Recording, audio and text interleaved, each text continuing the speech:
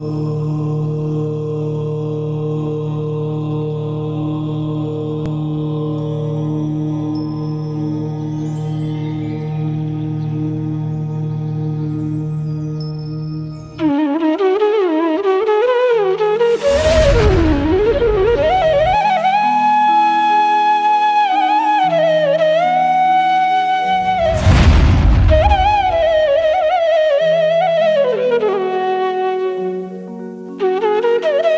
जोड़ लेंगे सभी। णमो अरिहंताणम, णमो सिद्धाणम, णमो आयरीयाणम, णमो वज्रायाणम, णमो लोये सव्वसाहूणम। मोक्षमार्गस्य नेतारं भेत्तारं कर्म भूभृतां जातारं विश्वतत्त्वानां वंदे तद्गुणलब्धये। बोली पंच परमेष्ठी भगवान की जय।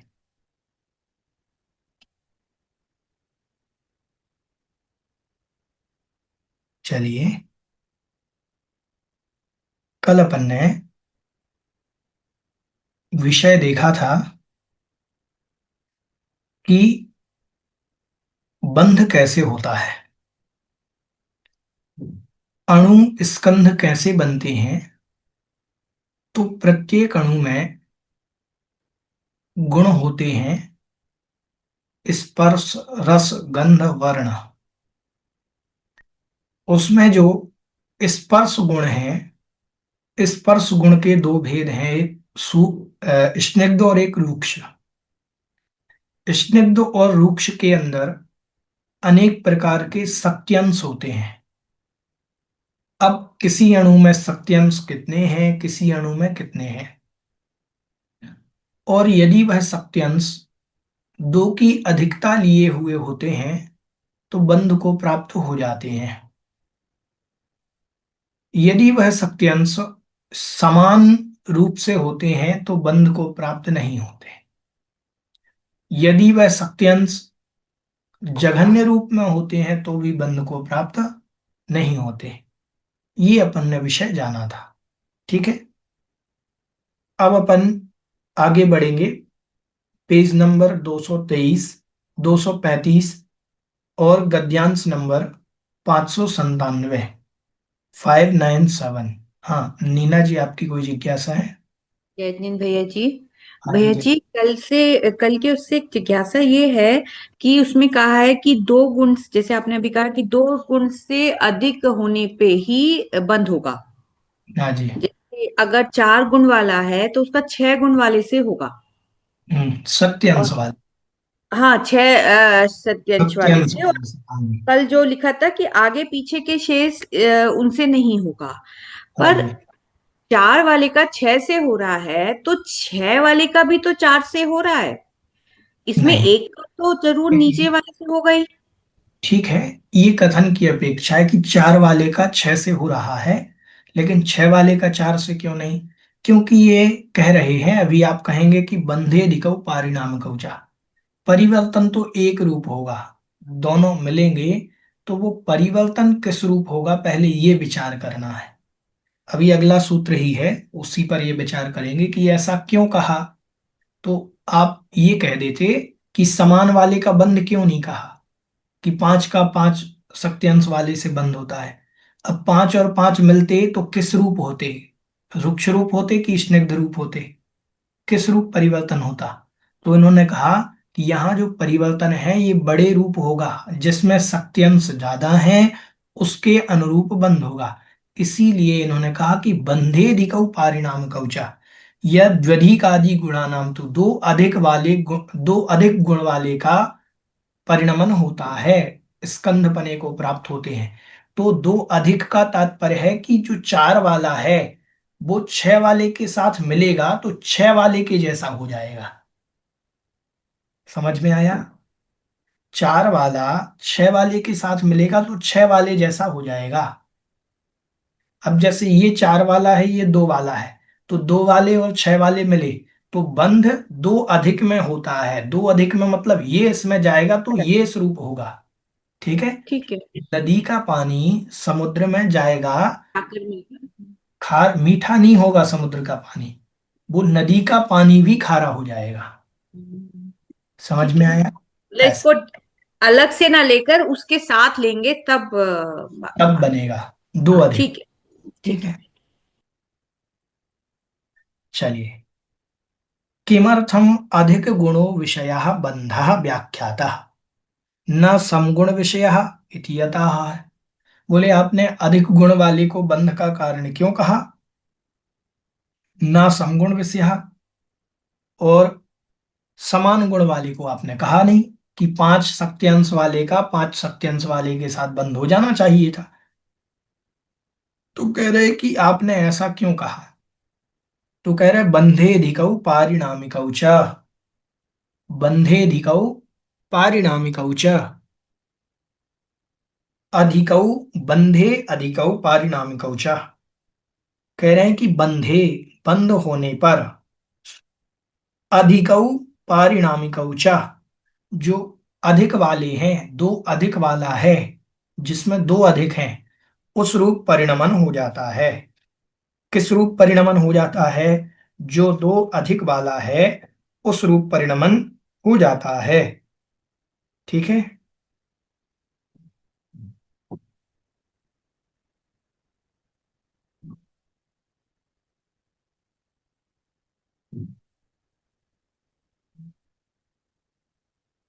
ठीक है।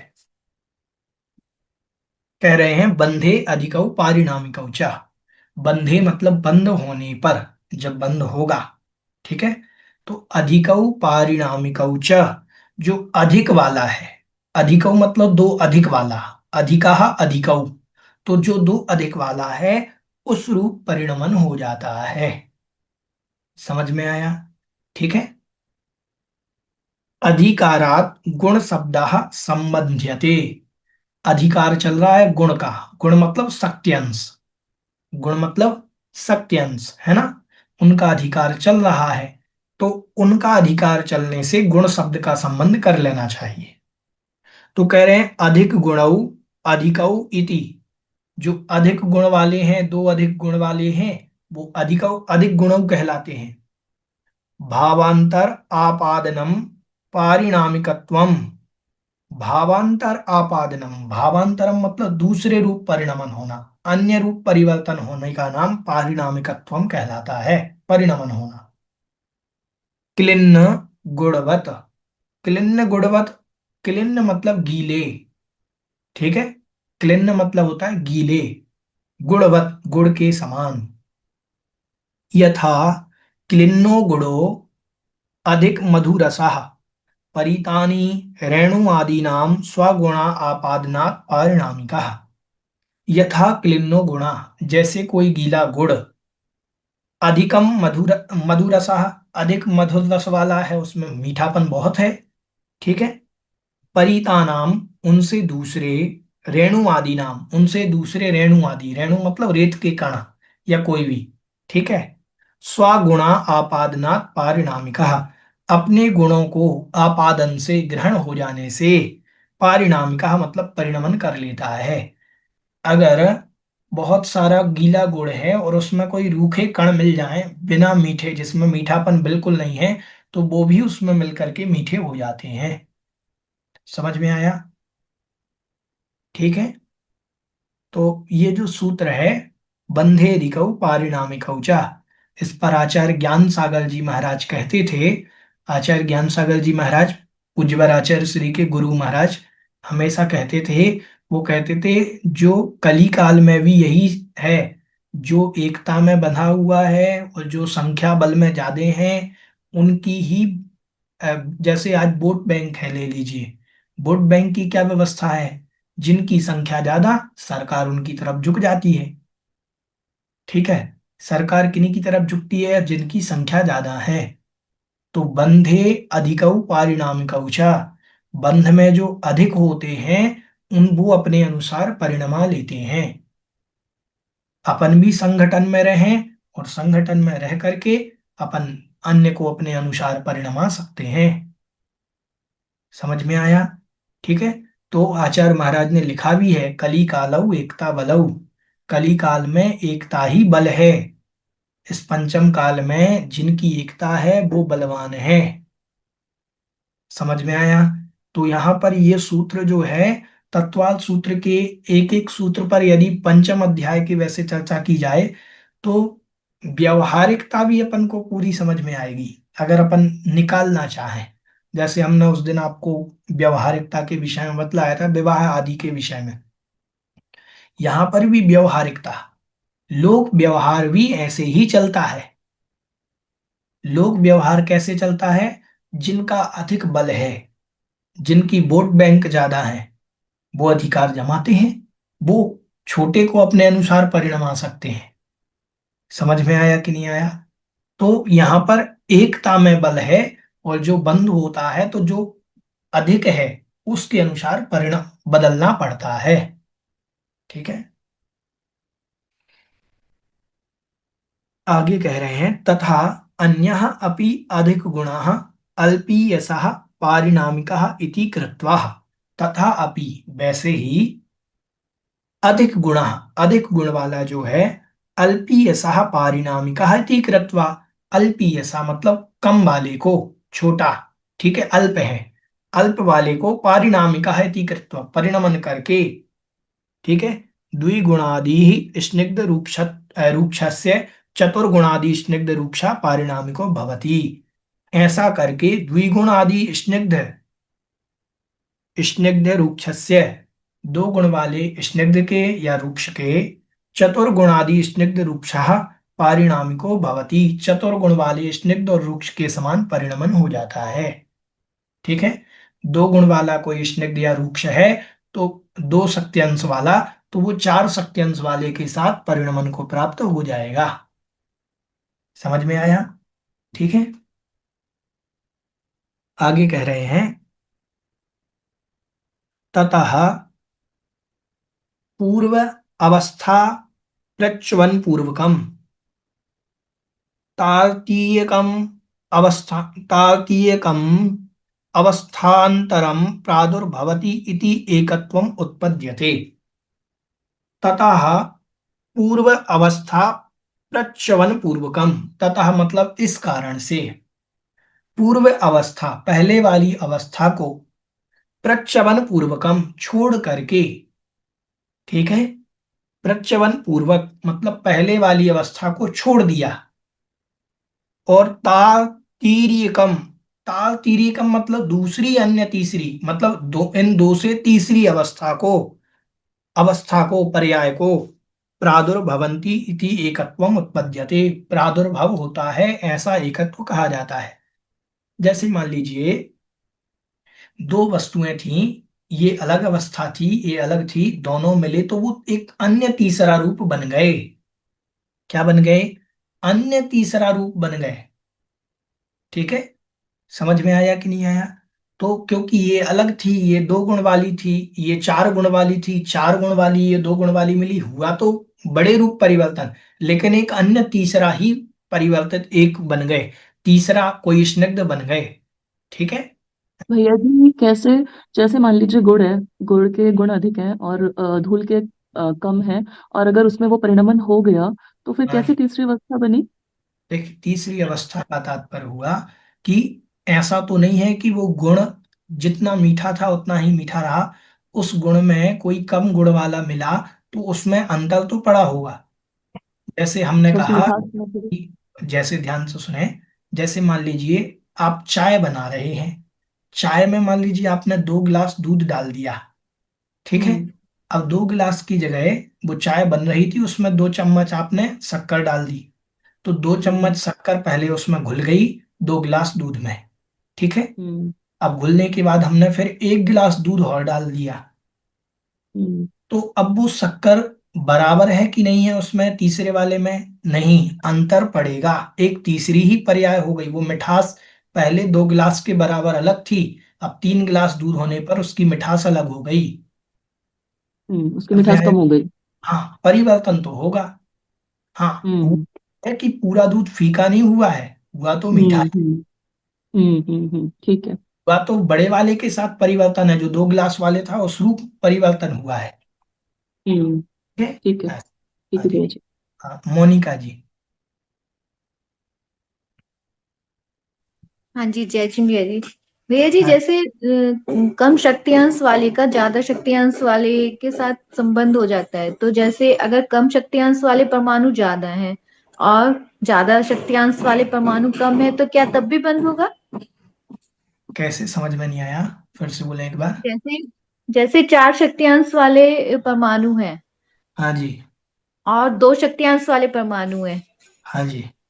तो जो जैसे मतलब शक्तियांश तो उनके दो ही हैं लेकिन परमाणु अधिक है, हाँ जी। तो क्या तब भी बंद होगा? हाँ, बंद हो जाएगा। बंद का कारण है स्निग्ध और, अपरिणमन हुई। ध्यान से सुने, हम्म। स्निग्ध और रूक्ष गुण बंध का कारण है। मिलेंगे तो परमाणु से परमाणु, स्निग्ध से स्निग्ध भी मिलते हैं, ध्यान से सुने, स्निग्ध से स्निग्ध भी मिलते हैं, तो शक्त्यंश देखे जाएंगे। शक्त्यंश तात्पर्य है, यदि उन 10 परमाणुओं में 10 ही शक्त्यंश हैं, ठीक है, और 8 परमाणुओं में 100 शक्त्यंश हैं, तो दोनों के मिलने पर ये 8 रूप परिवर्तित होंगे। 10 परमाणु हम्म। 8 रूप परिवर्तित होंगे, क्योंकि शक्त्यंश परिवर्तित होता है। यही पूछना चाहिए था भैया जी। समझ में आया, हाँ शक्त्यंश जी। परिवर्तित होता है, अणु परमाणु नहीं। ठीक है भैया। ठीक है। स्निग्ध से स्निग्ध का बंध जो है इस प्रकार से जान। धन्यवाद। हाँ जी। इतर था ही शुक्ल कृष्ण तंतुवत संयोगे। इतर था मतलब अन्य प्रकार से, शुक्ल कृष्ण तंतुवत, शुक्ल मतलब सफेद, कृष्ण मतलब काले, तंतु मतलब धागा। ठीक है।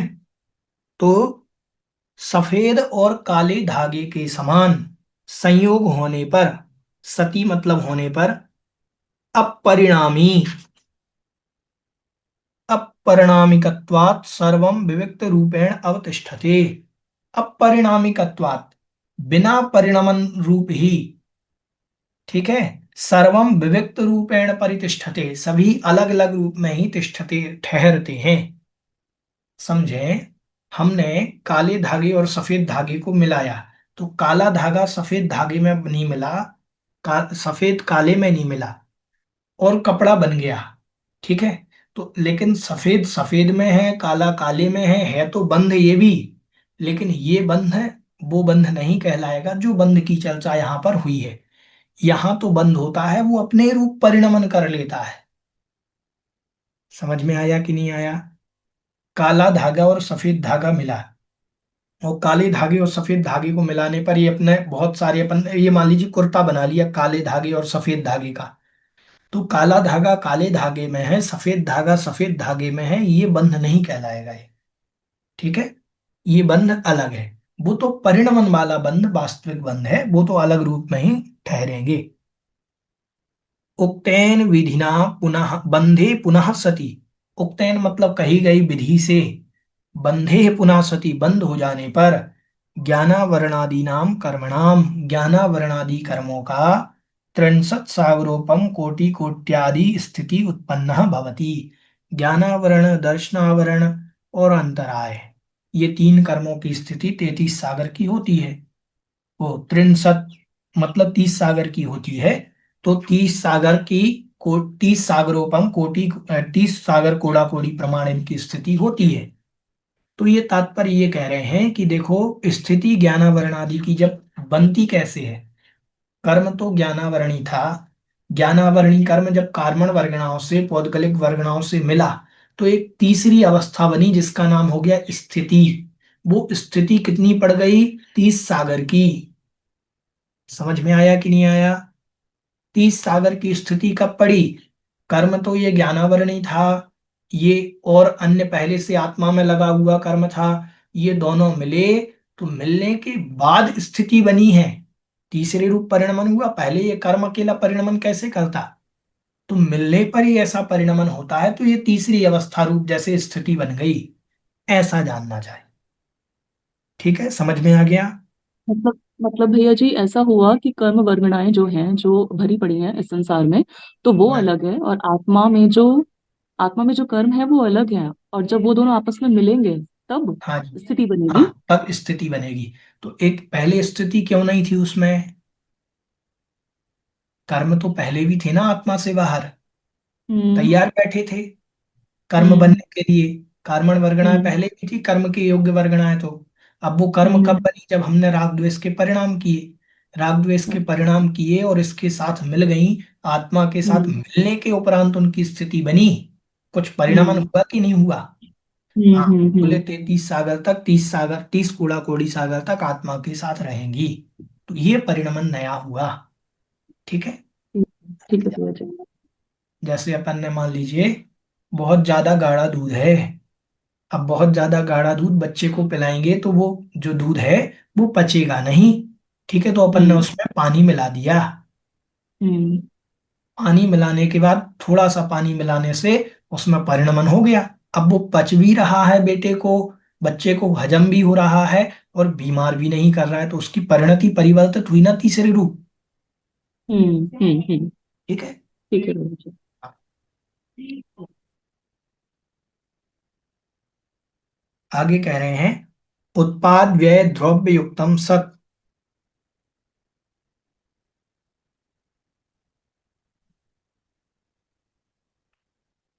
उत्पाद व्यय द्रव्य युक्तम सत इति द्रव्य लक्षणम उक्तम।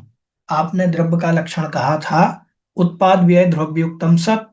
पुनः अप्रेण प्रकारेण द्रव्य लक्षणम प्रतिपादनार्थम आह। पुनः दूसरे प्रकार से भी द्रव्य का लक्षण कह रहे हैं। एक तो उत्पाद व्यय द्रव्य युक्तम सत कहा था, अब दूसरे प्रकार से द्रव्य का लक्षण कह रहे हैं गुण पर्यायवत द्रव्यम। गुण पर्यायवत द्रव्यम। गुण और पर्याय वाला जो है वो द्रव्य कहलाता है। देखिए, अभी अपन पढ़ करके आए थे उत्पाद व्यय द्रव्य युक्तम सत और गुण पर्यायवत द्रव्यम। दोनों तो द्रव्य की परिभाषाएं हैं। थोड़ा इसको समझ लें कि ये दो परिभाषाएं क्यों दी। क्या द्रव्य अलग अलग हैं क्या, या दो परिभाषा देने की जरूरत क्या है? तो अपन देखें उत्पाद और व्यय और द्रव्य। ठीक है, उत्पाद व्यय द्रव्य उत्तम सत। तो दो चीजें हैं, एक है उत्पाद, एक है व्यय और एक है द्रव्य। अब यहाँ आया, यहाँ इन्होंने तीन चीजें कही थी तो अपन ने तीन को दो में कर लिया, एक एक को बना लिया उत्पाद, एक को बनाया व्यय और एक को बना लिया द्रव्य। उत्पाद व्यय तो परिणमन करते रहते हैं। उत्पाद हुआ तो व्यय हो गया, कोई चीज उत्पन्न हुई तो दूसरे का व्यय हुआ होगा तब तो उत्पन्न हुई। और जो एक ऐसी चीज है जो दोनों में बनी रहती है वो कहलाती है द्रव्य। ठीक है। अब ये जो परिभाषा है इस परिभाषा में क्या अंतर है? कोई अंतर नहीं। जैसे गुण, वो गुण पर्यायवत द्रव्यम, बस द्रव्य को गुण कह दीजिए और उत्पाद और व्यय को पर्याय कह दीजिए, बस ये परिभाषा है। समझ में आया? गुण और गुण क्या है? गुण है द्रव्य। पर्याय क्या है? पर्याय है उत्पाद और व्यय। समझ में आया? जैसे उदाहरण से पानी नाम का एक द्रव्य है। क्या नाम का द्रव्य है? पानी नाम का एक द्रव्य है। पानी में आग बुझाने का गुण है। आग बुझाने का गुण है। तो गुण तो क्या हो गया? आग बुझाना। जो आग बुझाता है उसको पानी कहते हैं। ठीक। अब ठंडा पानी आग बुझाता है कि गर्म पानी? बताओ। दोनों। आग तो ठंडे से भी बुझाई जा सकती है और गर्म से भी बुझाई जा सकती है। ऐसा तो है नहीं कि गर्म पानी डालने से आग जलती हो। तो ठंडा पानी मान लीजिए है पहली पर्याय, और हमने उसको गर्म कर लिया, तो ठंडे पानी का तो हो गया व्यय और गर्म पानी का हो गया उत्पाद। दोनों में क्या बना रहा? एक गुण बना रहा, आग बुझाने का, प्यास बुझाने का। ये गुण तो बना रहा, प्यास तो ठंडा भी बुझाता है गर्म भी बुझाता है। समझ में आया कि नहीं आया? ये गुण उसमें बना रहा कि नहीं बना रहा? ऐसे ही। तो ठंडा और गर्म होगी पर्याय, आग बुझाना हो गया गुण, और पानी हो गया द्रव्य। समझ में आया? भैया जी, उत्तर। पहले हाँ वाले सूत्रों में गुण शक्तियांश कहे गए हैं और इस वाले सूत्र में गुणों को द्रव्य कहा गया है। हाँ जी। अच्छा, मतलब लेकिन दोनों के लिए भैया गुण ही वर्ड लगाया इन्होंने। नहीं, देखो हमने पहले भी आप लोगों को कहा था, वहां सत्यांश के लिए गुण का प्रयोग किया है, तो इसीलिए बहुत कंफ्यूजन होता है कि सत्यांश जैसे, अब रुक्ष भी एक गुण है, हम्म। स्निग्ध भी एक गुण है। अब स्निग्ध और रुक्ष गुणों के सत्यांश को भी गुण कह दिया, हम्म। ऐसा समझना। समझ में आया कि नहीं आया? हम्म। ठीक है। तो यहाँ गुण पर्याय व द्रव्यम से दो परिभाषाएं जो आचार्य महाराज ने दी, उसका कॉन्सेप्ट क्लियर हुआ। अपना ये क्लियर हुआ कि दोनों ही एक ही परिभाषाएं हैं, ये मानो, बस कहने के तरीके अलग अलग हो गए। ठीक है, समझ में आया? ऐसा। गुणाः च पर्यायः च गुण पर्यायः। गुण और पर्याय जो हैं वह गुण पर्याय कहलाती हैं। यहां द्वंद्व समास हुआ। ते अस्य संति इति गुण पर्यायवत् द्रव्यम। ते मतलब वे दोनों, गुण और पर्याय, अस्य मतलब जिसके, इसके, संति होती हैं, इति गुण पर्यायवत् द्रव्यम, ये बहुब्रीहि समास हो गया। अत्र मतोः उत्पत्तौ उत्पत्तौ उक्तः एव समधिः।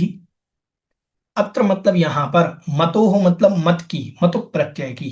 ठीक है, मतु प्रत्यय की उत्पत्तौ, उत्पत्ति हो जाने पर, उक्तः एव, कह कह ही दिया था उसको, समधि मतलब अच्छे तरीके से, अच्छे तरीके से अपन उसको जान आए हैं मतु प्रत्यय को। मतु का अर्थ होता है गुण वाला, पर्याय वाला। जो गुण वाला है, पर्याय वाला है, वो द्रव्य कहलाता है। समझ में आया? तो वाला, वाला के अर्थ में मतु प्रत्यय होता है। फिर कह रहे हैं कथंचित भेद उत्पत्ति इति। कथंचित भेद उत्पत्ति, दोनों में कथंचित भेद की उत्पत्ति होती है। क्या भेद है? के गुणः के पर्यायः। बोले कौन गुण है कौन पर्याय है? हमें कैसे मालूम चलेगा कि, देखो वैसे पानी तो पानी है, उसी पानी के अंदर शीतलता है, उसी के अंदर उष्णता आ जाएगी, उसी के अंदर प्यास बुझाने का गुण है। तो अब पानी से अलग तो कुछ है नहीं, लेकिन कथंचित भेद है उनमें, गुण में भी कुछ भेद है, पर्याय में भी कुछ भेद है, कथंचित भेद है। इसीलिए सर्वथा भेद नहीं कहा कि गुण अलग था पर्याय अलग थी, हमने पानी पर्याय में प्यास बुझाने का गुण मिला दिया, ऐसा तो नहीं करते। हमने पानी लिया, गर्म पानी लिया, ठंडा पानी लिया। कुछ लोग कहते हैं ना कि गर्म पानी से प्यास नहीं बुझती भैया, हम तो क्या है ठंडा ही चाहिए तब प्यास बुझती है। ऐसा नहीं होता है, प्यास बुझाने का गुण दोनों में है। ठीक है, तो वो जो है, ऐसा तो है नहीं कि हमने गर्म पानी में प्यास गुण कम कर लिया, प्यास बुझाने का गुण, और ठंडे पानी में डाल दिया, ऐसा तो नहीं होता है। वो दोनों में बराबर था, गुण तो बराबर थे, पर्याय है जो परिवर्तित होती है।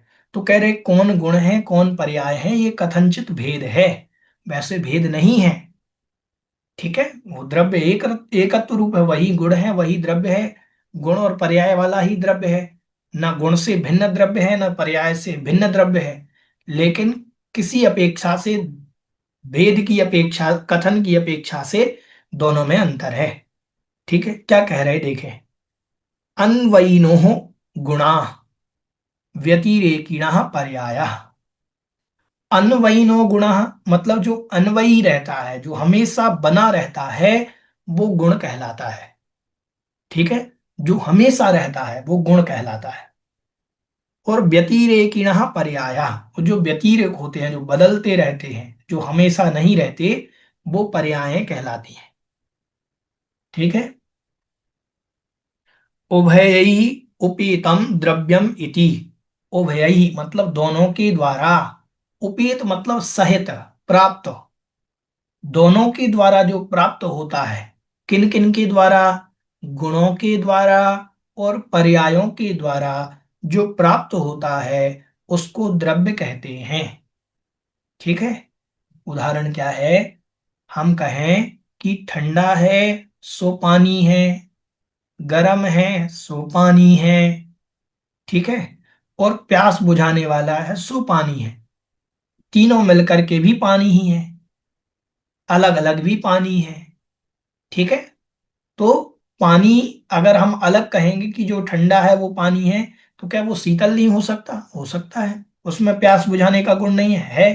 ठीक है। तो इस अपेक्षा से उभयहि उपेतम द्रव्यम इति, दोनों के द्वारा जो प्राप्त होता है, गुणों के द्वारा और पर्यायों के द्वारा जो प्राप्त होता है, मात्र गुणों से प्राप्त नहीं होगा द्रव्य, मात्र पर्यायों से प्राप्त नहीं होगा द्रव्य, द्रव्य और गुण दोनों मिलेंगे तो द्रव्य प्राप्त होगा। उक्तम चा कहते हैं, गुण इदि दव्य विहाणम, दव्य विकारो ही पज्जवो भणिदो, ते ही अणुणम दव्वम अजुदपसिद्धम हवेणिच्चम। कह रहे हैं गुण इदि दव्य विहाणम, गुण मतलब गुण, इदि मतलब इति, दव्य विहाणम द्रव्य के बिना। गुण जो हैं द्रव्य के बिना नहीं होते। ठीक है। गुण द्रव्य के बिना नहीं होते। दव्य विकारो और ही पज्जवो भणिदो, और जो द्रव्य का विकार है, परिणमन है, उसको पर्यायो, पज्जदो मतलब पर्यायो, भणिदो मतलब कहते हैं। ठीक है। गुण, गुण जो है वो द्रव्य से भिन्न नहीं होते हैं, और द्रव्य का विकार ही पर्याय कहलाता है। समझ में आया? तेहि अणुणम दव्वम, तेहि मतलब वे, अणुणम अन्यूनम, अन्यून मतलब न्यूनता से रहित। ठीक है। न्यूनता से रहित हैं, कभी कम नहीं होते। ऐसा नहीं है कि एक द्रव्य अलग वो गुण अलग हो जाए, पर्याय अलग हो जाए, ऐसा नहीं है। उसी का नाम द्रव्य है। अजुद प्रसिद्धम हवेड़िच्छम, अजुद प्रसिद्धम, अजुद मतलब, जुद मतलब युक्त होता है, सहित होता है, दोनों सहित हैं, और दोनों से रहित, कभी भी, ये सिद्ध है कि दोनों से रहित कभी वो द्रव्य नहीं होता। ऐसा प्रसिद्धम, प्रसिद्धम मतलब प्रसिद्ध है कि गुण और पर्याय से रहित कभी द्रव्य नहीं होता। हवे नित्यम, हवे मतलब होता है, नित्यम मतलब नित्य और हमेशा रहता है, उसी का नाम द्रव्य है। समझ में आया? थोड़ा और समझें कि द्रव्य को, गुण जो हैं वो द्रव्य को छोड़ करके नहीं रहते। गुण जो है कहीं ना कहीं आश्रित तो रहेंगे, वो द्रव्य के आश्रित ही रहते हैं गुण। ठीक है। और गुण द्रव्य के आश्रित रहते हैं, और द्रव्य जो है वह पर्याय रूप, क्या कह रहे हैं कि पज्जवो भणिदो, द्रव्य विकारो, द्रव्य का जो विकार है वो पर्याय है। अब ध्यान से सुने, प्यास बुझाने का गुण उदाहरण में ले लें, पानी के बिना नहीं होता। प्यास बुझाने का गुण पानी के बिना नहीं होगा। पानी में प्यास बुझाने का गुण तो होगा। फिर, और पानी का जो विकार है, अब दब्बे विकारो मतलब पानी का जो विकार है, उसी को पज्जवो भणी दो। अब पानी का विकार क्या है? ठंडा पानी, गर्म पानी, उबला पानी, कोई भी पानी हो सकता है। ठीक है। वो पानी का विकार है। ठीक है। और ते ही अन्यूनम, उनसे न्यून नहीं होता। किनसे? ना पानी जो है, पानी ना तो गर्म या ठंडे से न्यून नहीं होता, या तो गर्म होगा या ठंडा होगा, कुछ तो होगा। या फिर प्यास बुझाने वाला होगा, ये दोनों तो होंगे ही होंगे। गर्म ठंडे में से कोई एक होगा, और प्यास बुझाने वाला गुण होगा। गुण और पर्याय दोनों रहेंगे ही रहेंगे। ठीक है। अजुदप सिद्धम, हमने आपसे कहा कि प्यास बुझाने वाली वस्तु ले आओ, तो आप पानी लेकर के आ गए ठंडा। तो मैंने कहा हमें पानी नहीं चाहिए, हमें तो प्यास बुझाने वाली वस्तु चाहिए। तो लाओगे क्या? पानी ही तो लाओगे। अब पानी ले आए। तो हमने कहा कि पानी चाहिए लेकिन ठंडा गर्म नहीं चाहिए, ना ठंडा चाहिए ना गर्म चाहिए। तो ला सकते हो क्या ऐसा पानी? नहीं ला सकते, उसके बिना होगा ही नहीं। जहां पर प्यास बुझाने वाला गुण है और उस द्रव्य की पर्याय है, क्या है? हम जब भी कहेंगे पानी लाओ, तो पानी लाने पर आप या तो ठंडा लाओगे या गर्म लाओगे, और प्यास बुझाने वाला गुण भी लाओगे। क्या तीनों अलग अलग ला सकते हो? या दो अलग अलग ला सकते हो? एक पर्याय ले आओ, एक गुण ले आओ, कि देखो ये ठंडा है और ये प्यास बुझाने वाला है, आप दोनों को मिला लीजिए तो पानी बन जाएगा। ऐसा होता है क्या? गुण और पर्याय कभी भी अलग नहीं होते। एक ही रहता समझ में आया? गुण से कभी द्रव्य से गुण और पर्याय अलग नहीं होते। है। भैया जी, जो कथनचित भेद कहा गया है हाँ द्रव्य जी। गुण और पर्यायों से, वो एक बार समझा दीजिए। हाँ, जो कथनचित भेद कहा गया है, अन अन्वयिनः गुणः व्यतिरेकेण पर्यायः। अन्वयिनः, गुण जो है हमेशा बना रहता है, इसीलिए वो अलग है। लेकिन जो हमेशा नहीं बना रहता, देखो प्यास बुझाने वाला गुण जो है ये हमेशा बना रहेगा, लेकिन पानी तो ठंडा और गर्म एक जैसा नहीं बना रहेगा। ये तो परिवर्तन हुआ कि नहीं हुआ? तो ये अंतर है गुण और पर्याय में। हम्म। गुण हमेशा बना रहेगा, द्रव्यपना हमेशा बना रहता है, उत्पाद व्यय परिवर्तित होते रहते हैं। हम्म। समझ में आया? ठीक। ठीक हम है भैया आपसे जी। कहेंगे कि प्यास बुझाने की वस्तु लाओ, तो आप आज तो ठंडा पानी ले आए, कल आप गर्म पानी ले आए, तो पर्याय परिवर्तित हुई है, ये अंतर तो पड़ गया। क्या अंतर पड़ गया? कि ठंडे और गर्म का। लेकिन हम्म। प्यास बुझाने के गुण का अंतर नहीं पड़ा। तो गुण हमेशा हम्म। बना रहता है, पर्याय परिवर्तित होती है। ठीक है। हम्म। आत्मा ठीक है। बनी रहती है, शरीर बदलते हैं। हम्म। ठीक है। ठीक है। आत्मा ध्रुव है, शरीर उत्पाद व्यय है। कभी नरक गया, कभी स्वर्ग गया, भ्रमता भ्रमता ही आया है। त्रियंच गति के दुख सहे, पशुगति में मार सही भारी। ठीक है।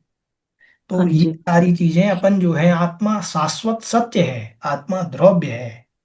ये मनुष्य हम्म। त्रियंच तो पर्याय हैं। हम्म। ठीक है। ये अब एक ठीक सब है। आत्मा की नहीं है पर्याय है, लेकिन फिर भी अपेक्षा से समझना। ठीक है। हम्म। ठीक है। ये किराए का मकान है शरीर। 100 साल इसमें हम्म। रहेंगे, फिर अगली बार दूसरे शरीर में रहेंगे, फिर किसी शरीर में रहेंगे, तो किराए का है। हमने पूर्व में अच्छा पुण्य कमाया, तो हमारे लिए अच्छा पुण्य मिल गया, और पुण्य से ये शरीर मिल गया। तो किराए से मिला है, एक दिन छोड़ के जाएंगे। ठीक है। तो छोड़ के जाएंगे, तो ये शाश्वत नहीं है, शाश्वत तो आत्मा है।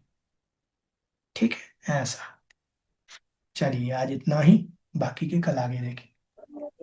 यहाँ तक किन्हीं का कोई प्रश्न हो पूछ सकते हैं। हाँ भैया जी, जय जिनेन्द्र। जय जिनेन्द्र। हाँ भैया जी, ये अपने शरीर होते हैं पांच: औदारिक, वैक्रियक, आहारक, तेजस, कारमान। इनमें से मतलब एक शरीर होगा तो कौन सा होगा? कारमान शरीर लिखेंगे या एक शरीर होगा तो? देखिए, कार्बन शरीर अगर प्रश्न आता है कि एक शरीर होगा तो कौन सा होगा, तो मात्र कार्बन लिखा जाएगा। ठीक है। लेकिन कार्बन के साथ अनादि संबंधी चा तेजस का हाँ, संबंध अनादि। रहता, तो कार्बन में ही तेजस का ग्रहण होता। ठीक है। यदि ठीक। ऐसा प्रश्न आ जाए कि एक शरीर कौन सा होगा, तो मात्र कार्बन होगा। हाँ भैया जी, ये प्रश्न आया है कि एक शरीर होगा तो कौन सा होगा, तो कारमान शरीर लिख दें? कार्बन कार्बन शरीर। ठीक है भैया। ठीक है, चलिए। बोधिः समाधिः परिणामशुद्धिः स्वात्मोपलब्धिः शिवशौख्यसिद्धिः चिन्तामणिं चिन्तितवस्तुदाने त्वां वन्द्यमानस्य ममास्तु देवी।